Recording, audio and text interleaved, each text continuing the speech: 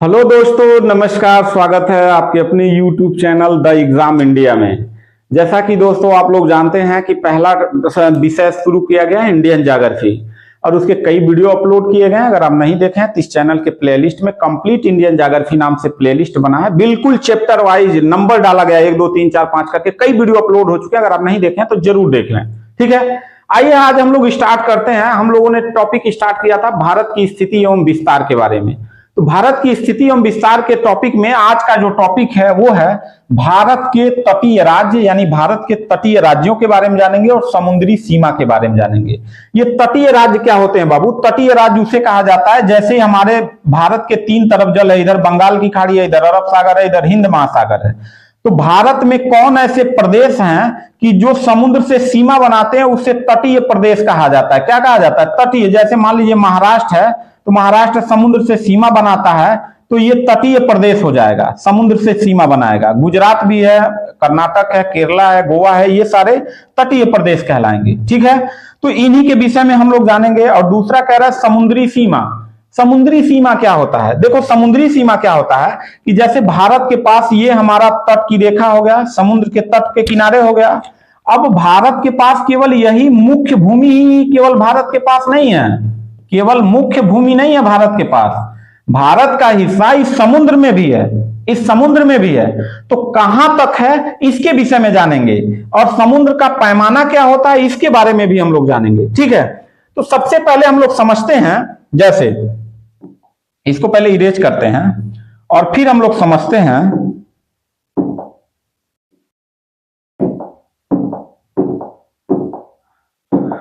देखिए सबसे पहले हम ये समझते हैं कि खाड़ी क्या होता है। तो खाड़ी को 2 नामों से जानते हैं बाबू, खाड़ी को 2 नाम से जानते हैं। एक तो इसे कहते हैं गल्फ, हम गल्फ इधर लिख दे रहे हैं, ठीक है, क्योंकि गल्फ इधर ही है, गल्फ। और एक को कहा जाता है बे। क्या कहा जाता है? बे। खाड़ी को 2 नामों से जानते हैं, एक को गल्फ कहते हैं और एक को बे कहते हैं। समझ में आया? अच्छा, बे क्या होता है? खाड़ी का दूसरा नाम है। तो बे का मतलब ये होता है कि ऐसा जमीन, खाड़ी क्या होता है? कोई ऐसा जगह है, जैसे मान लीजिए ये हमारा समुद्र है, ये जल है और जल के तरफ इधर लैंड से घिरा हुआ हो, जमीन से घिरा हुआ हो चारों किनारे, तीनों किनारे, तो ये जल जो है अंदर तक घुस जाता है, तो इसे खाड़ी कहा जाता है। और खाड़ी को 2 नामों से जानते हैं, एक बे नाम से और एक गल्फ नाम से। बे का मतलब क्या होता है? बे जो खाड़ी होता है उसमें अवसाद जमा होते हैं और वो सिकुड़ रहा होता है। जैसे एग्जांपल कि उत्तराखंड से हमारा गंगा नदी निकलता है और ये आता है, ऐसे आता हुआ उत्तर प्रदेश बिहार होते हुए पश्चिम बंगाल होते हुए एक नदी आ जाती है हुगली नदी, और एक चली जाती है बांग्लादेश में, और फिर इधर मानसरोवर से एक चीन के मानसरोवर से एक नदी आती है जिसको हम लोग बोलते हैं ब्रह्मपुत्रा नदी। ये भी आती है गंगा में मिलके और यहाँ पे लाके अवसाद जमा करती है। तो बे में अवसाद जमा होता है और ये सिकुड़ रहा होता है, पाट रही होती है। जबकि गल्फ में क्या होता है? अब इधर आएंगे तो इधर आती है आपकी लूनी नदी, है तो स्थल में ही खत्म हो जाती है। इधर नर्मदा है, ताप्ती है, ये नदियां जो आती हैं और छोटी छोटी नदियां आती हैं जो गल्फ में आती हैं। गल्फ भी एक खाड़ी है, लेकिन इसमें क्या होता है कि इसमें का जो अवसाद होता है वो समुद्र खींच के लेके चला जाता है, इसमें अवसाद जमा नहीं हो पाता है इसकी अपेक्षा। तो इसे गल्फ बोलते हैं और इधर को क्या बोलते हैं? खाड़ी बोलते हैं। तो ये दोनों चीजें आप समझ गए होंगे, ठीक है। अब दूसरा चीज समझते हैं कि समुद्र में कैसे नापेंगे कि हमारे देश का सीमा कहां तक है। चलो इसको नापने के लिए देखो पैमाना होता है। जैसे मान लीजिए हमारे पास ये भारत का जमीन है, मुख्य भूमि है, ये हमारा क्या हो गया? मुख्य भूमि, मुख्य भूमि हो गया, ठीक है बेटा। अच्छा, तो समुद्र में कहां तक हमारा हिस्सा है कि समुद्र में यहां तक हिस्सा है। तो इसको कैसे नापते हैं? यहां से लेके समुद्र में इसको नापने का पैमाना क्या है? तो देखो पैमाना को इसको नाटिकल माइल से नापा जाता है। नाटिकल मील भी बोलते हैं, नाटिकल माइल भी बोलते हैं। जैसे 1 किलोमीटर में 1000 मीटर होता है। एक कह दिया जाए कि 3 मील गया है तो इसमें 1.6 से गुणा कर देंगे तो जो आएगा वो किलोमीटर में बन जाएगा ना, किलोमीटर में हो जाएगा। अच्छा, नाटिकल माइल क्या होता है? 1 नाटिकल माइल बराबर होता है 1.8 किलोमीटर। तो जो समुद्र का पैमाना है वो नाटिकल माइल से नापा जाता है। जैसे अगर हम कह दें कि ये 12 नाटिकल माइल है, यहां तक क्या है? 12 नाटिकल माइल है। तो किलोमीटर में निकालना हो तो कैसे निकालेंगे? तो 12 में 1 नॉटिकल माइल कितने किलोमीटर के बराबर होता है? 1.8 किलोमीटर के बराबर होता है। तो जो भी यहां आंसर आएगा वो किलोमीटर में आ जाएगा। किस में आ जाएगा? किलोमीटर में आ जाएगा। समझ में आ गई बात? तो ये पैमाना होता है समुद्री सीमा को नापने के लिए, ठीक है। अच्छा, अब देखते हैं कि इसमें समुद्री सीमा कैसे कहां कहां तक भारत का है। तो ध्यान से देखिए, तो भारत में हम जब देखेंगे तो भारत में हमारे पास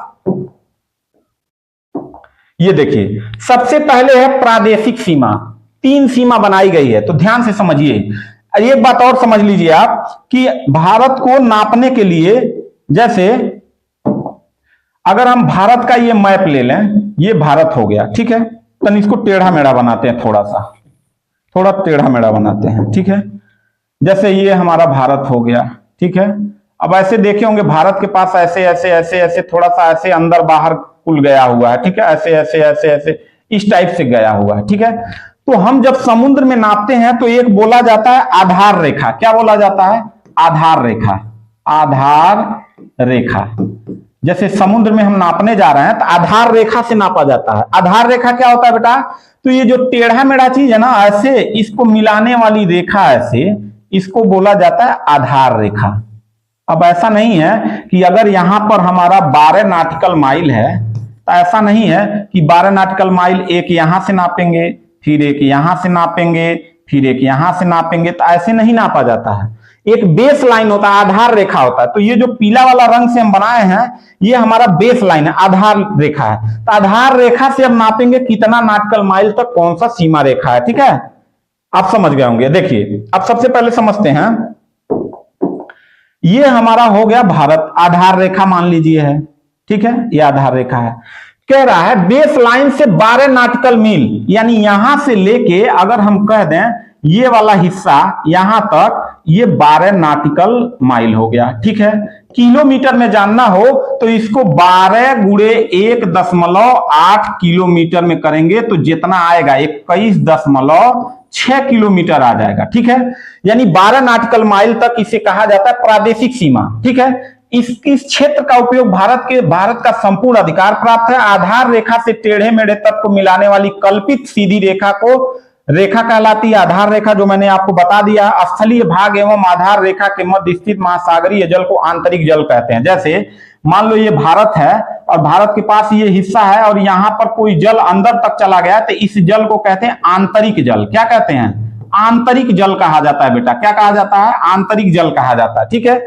इस प्रदेश में 12 नॉटिकल माइल में जिस प्रदेश के सामने जो हिस्सा रहेगा उस प्रदेश का, जैसे मान लीजिए ये महाराष्ट्र है तो इतना हिस्सा, इस पर आयल निकालना है, यहाँ पे कोई टैक्स लेना है, कोई बंदरगाह बनाना, इस या खनिज पदार्थ निकल गया, इस टोटल अधिकार या नियम कानून किसका होगा? प्रदेश का रहेगा, जिस प्रदेश के सामने जितना नॉटिकल माइल रहेगा, ठीक है। दूसरा है अविच्छिन्न मंडल, या इसको संलग्न क्षेत्र बोलते हैं। अब देखो ये 12 नॉटिकल माइल हो गया प्रादेशिक सीमा।